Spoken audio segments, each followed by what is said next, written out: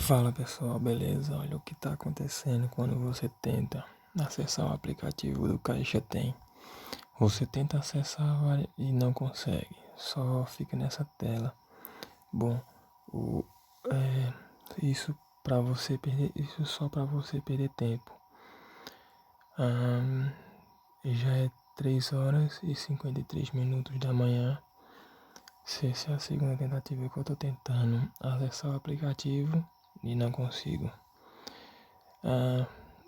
Esse aplicativo é muito ruim de conseguir acessar. Eu não sei por que eles fazem isso.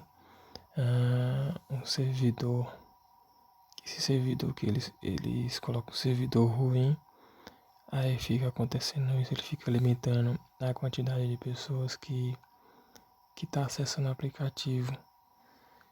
Eles, além do pessoal que tá tentando entrar nesse aplicativo para pegar o auxílio, eles deveriam imaginar que muitos acessos iriam acontecer ao mesmo tempo e ter se preparado, mas não. Olha a situação. O brasileiro passa cada uma, hein? Meu Deus. Só o Brasil pra acontecer isso. Isso é o fim do mundo. Pior país do mundo. Misericórdia, nunca vi uma coisa dessa não. Você tem que ficar 3 horas da manhã para tentar acessar, 3, 4 horas da manhã para tentar acessar um aplicativo. Oh, que é isso? Esses governantes do Brasil, daqui do Brasil, ninguém entende. Meu Deus, além do pessoal tá precisando desse auxílio, ainda tem que passar por isso.